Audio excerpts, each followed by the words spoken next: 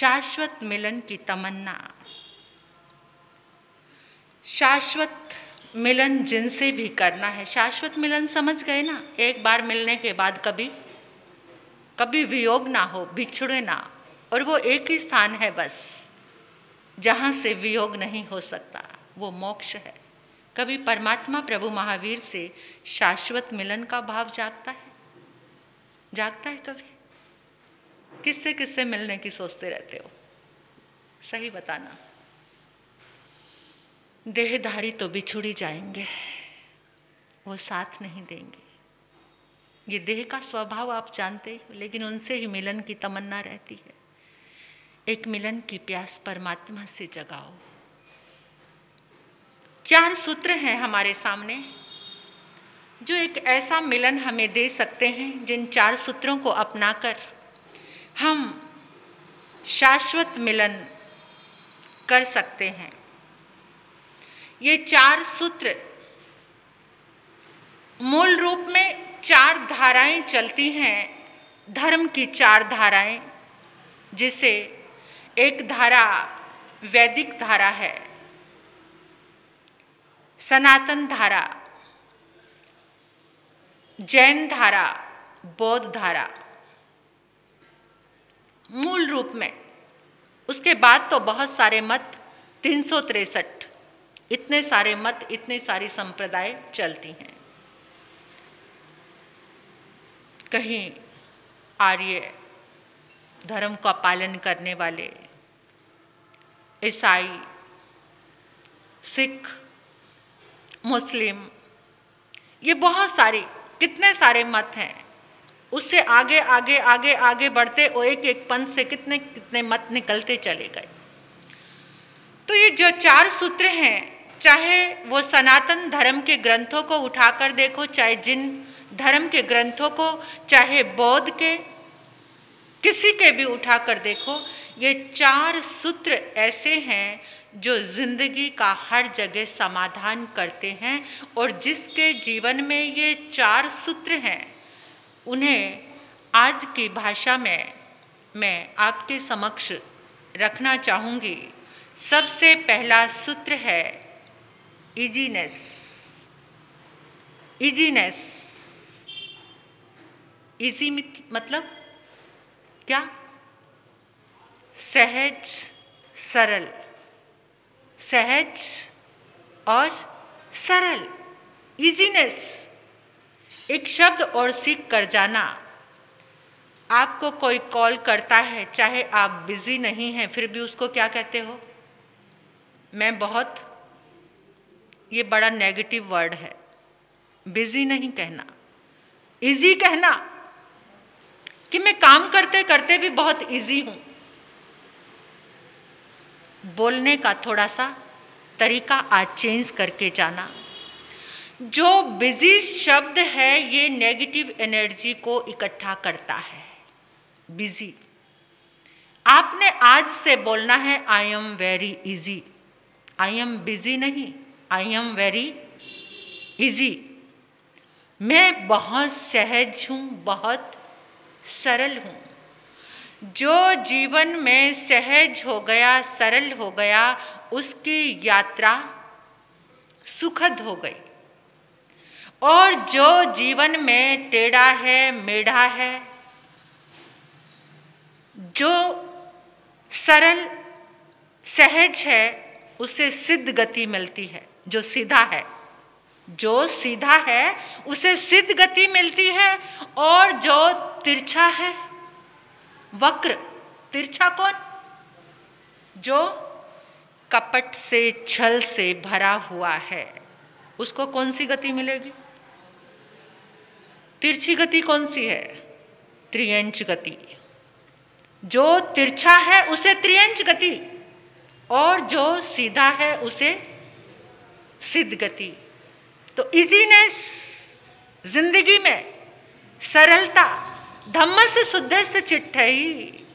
जो धर्म है वो कहाँ रहता है? सरल हृदय में, शुद्ध हृदय में, जहाँ पर सरलता है, वक्रता नहीं। कुछ लोग ऐसे होते हैं कि सामने वाला कितने भी प्रेम से भरा हो तब भी वो उल्टी टेढ़ी तिरछी ही बात करते हैं।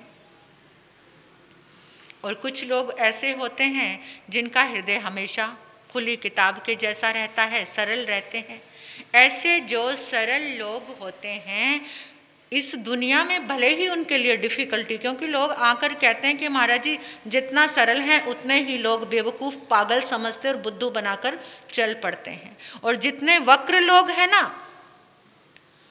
कोई जीवन में धर्म नहीं करते, उनके पास सब कुछ है, यहाँ सरलता है, धर्म भी करते हैं लेकिन फिर भी वहाँ पर पुण्य जो पूर्व जन्म का एकत्रित किया हुआ है यहाँ काम आ रहा है।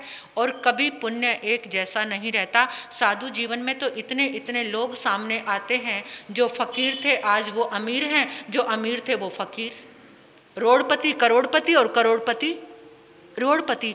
इससे अपने पुण्य की जांच आज इंसान ऐसे ही करता है।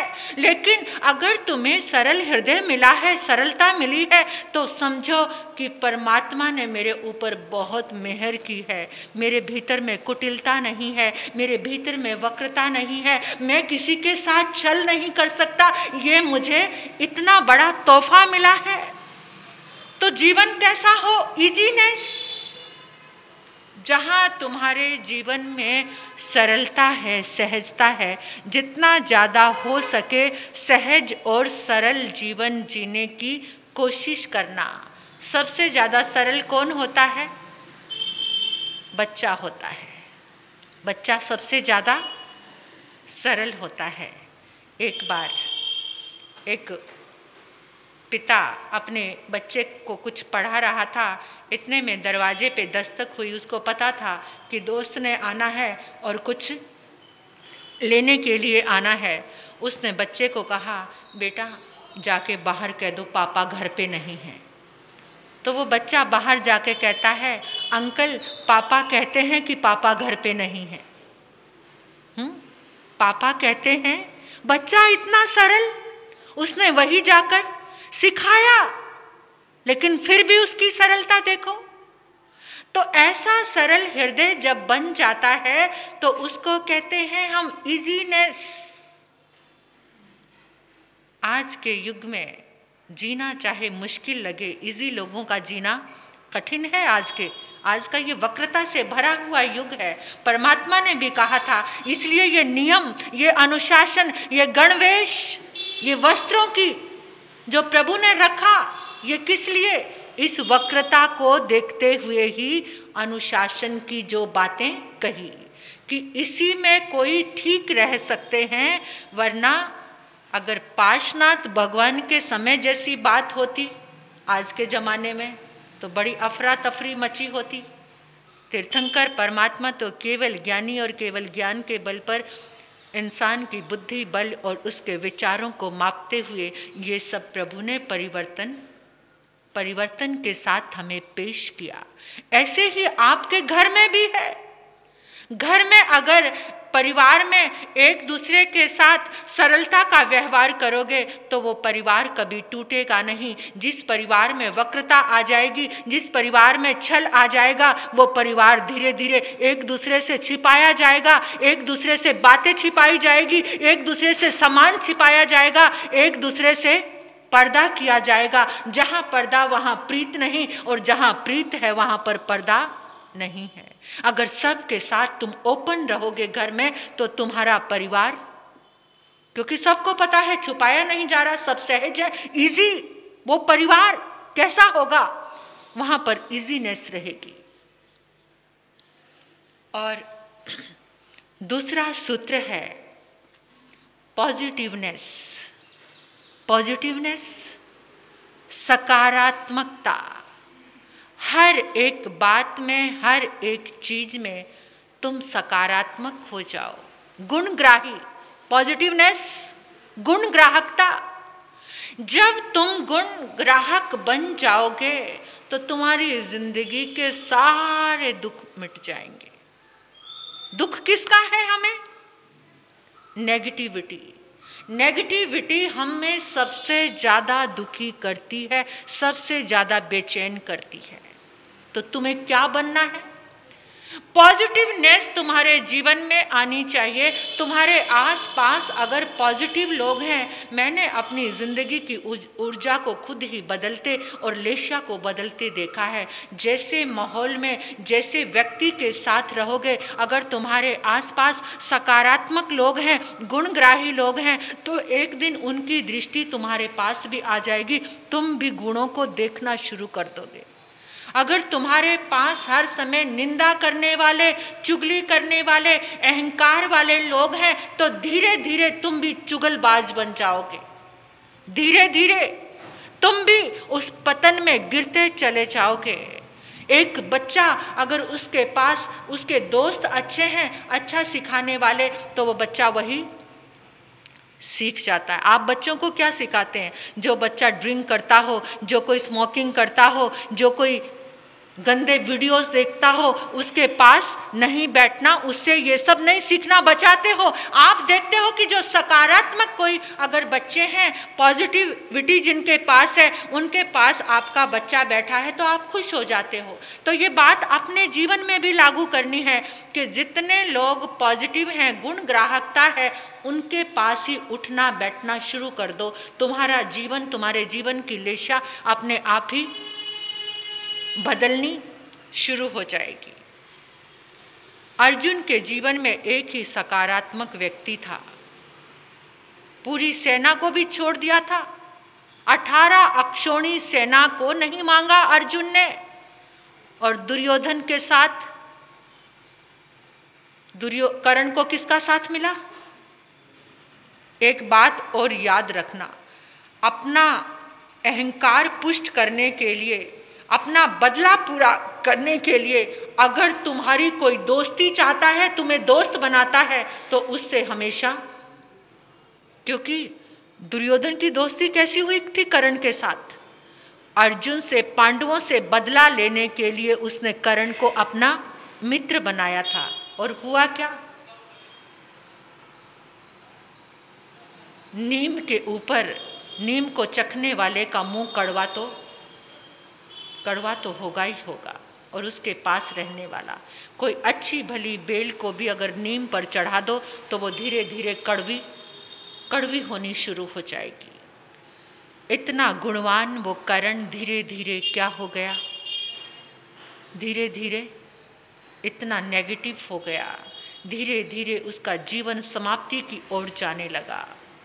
तो जहाँ तुम्हें देखना है, जो तुम्हें डीमोटिवेट करे, उनका संग उसी समय छोड़ दो।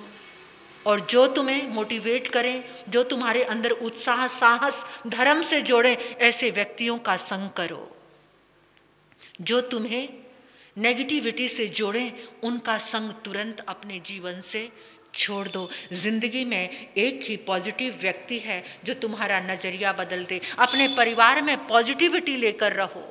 हर किसी के एक गुण की प्रशंसा करनी शुरू कर दो। देखो घर कितना अच्छा बन जाएगा। हर एक, चाहे तुम्हारे घर में कोई भी है, उसके एक गुण की रोज प्रेज करो, तो वो धीरे धीरे और ज़्यादा ऊपर उठना और ज़्यादा सद्गुण से भरना शुरू हो जाएगा। ये पॉजिटिवनेस, सकारात्मक नजरिया, सकारात्मक सोच, सकारात्मक काम, सकारात्मक बुद्धि, ये जब अगर तुम्हारे पास है और तुम्हारे आसपास वो व्यक्ति हैं, तो समझ लो तुम्हारा जीवन सुंदर, अति सुंदर, और सुंदर अति सुंदर से शिवम की ओर बढ़ना शुरू हो जाएगा। तीसरा सूत्र है अवेयरनेस। तीसरा सूत्र है अवेयरनेस, यानी जागरूकता, जिसको हम आगम की भाषा में कहते हैं विवेक। जागरण क्या है? विवेक बुद्धि। हृदय में विवेक, अंतर में, मन में विवेक, वचन में विवेक, काया में विवेक। इन तीनों चीजों में अगर अवेयरनेस है, जागरण है, फिर तुम सोच लेना कि तुम्हारे सम्यक कदम साधना की ओर बढ़ने शुरू हो गए हैं। मन से भी तुम जागे हुए हो। ये मत समझना कि महाराज जी जागे हैं, बस उनका ही काम है जागना। जागना तुम्हें भी है, सोना तुमको भी नहीं है। जब तुम्हारे भीतर जागरण हो जाएगा, कैसा जागरण? परमात्मा कहते हैं कि जिसके खाने में, उठने में, बैठने में, चलने में, बोलने में अगर विवेक जागरण आ गया, जयं चरे जयं चिठे, जयं आसे जयं सये, जयं भुजंतो भासंतो पाव कम्मंग ने बंधई। जो यतना से उठता है, यतना से बैठता है, यतना से खाता है, यतना से पीता है, यतना से सोता है, यतना से बोलता है, उसका कभी पाप कर्म का बंध। ये क्या? अवेयरनेस। इसको आज की भाषा में कहते हैं कि अवेयरनेस। ऐसा जागरण भारंड पक्षी के जैसा, सुते सुयावी पड़ी बुद्ध जीवी, नय विश्व से पंडिये आसु पन्ने, घोरा महुता अबलम शरीरम, भारंड पक्षी बचैये पमते। ऐसा जागरण, भारंड पक्षी के जैसा जागरण, इसको अवेयरनेस। तुम खाते हुए भी सोए हो, सोना कौन सा? ये नींद लेना, ये सोना नहीं। खाते खाते भोजन बन गए, ये सोना है। पहनते पहनते वस्त्र बन गए, सारी चेतना मन वचन काया उसी से जोड़ दिया, ये पहनते हुए सोना है। चलते चलते तुम्हारा विवेक नहीं है, तुम सोए हुए हो। उठने में तुम्हारे हाथ में न्यूज़पेपर या फोन, हाथ में चाय या कॉफी की प्याली, तुम सोए हुए हो। जाग कर भी तुम सोए हो। अगर तुम सुबह उठे, अरिहंत परमात्मा को वंदन किया, अपने भाग्य की प्रशंसा की, देव गुरु धर्म को वंदन किया और तुम्हारे कदम सामायिक के लिए तैयार हो गए, तुम सामायिक लेकर बैठे हो, स्वाध्याय करते हो, माला कर रहे हो, मेडिटेशन कर रहे हो, तो तुम जागे हुए हो। ये जागरण, ये अवेयरनेस, ऐसी अवेयरनेस तुम्हारे जीवन को सुंदर, अति सुंदर बना देगी। बहनें जागरूक रहती हैं कब? सबसे ज़्यादा जागरूक कब होते हो आप लोग? सही बताना। कब जागते हो? जब रसोई घर में जाकर वो पापड़ भूनती हो ना, या दूध गर्म करते हो, सबसे ज़्यादा जागती हो तुम उस समय। वैसा ही जागरण धर्म के लिए होना चाहिए कि 1 सेकंड का इधर से ध्यान हटा और तुम्हारा पापड़ स्वा, और दूध उबल रहा है, अगर 1 सेकंड तुमने ध्यान, और आप भी जागते हो कब? कोई कस्टमर आया है, उसने पैसे दिए, आप गिन रहे हो, और गिनते गिनते जरा सा आपका ध्यान, फिर ऐसा नहीं होगा ना। कितनी एकाग्रता से गिनते हैं, कितना एकाग्रता से। ऐसी ही एकाग्रता, ऐसा ही ध्यान हमारे भीतर जो अनमोल खजाना है, उसके लिए ध्यान होना चाहिए। दिन में कितनी बार जागते हो, काउंटिंग कर लेना कि कितनी बार अवेयरनेस है, कितनी।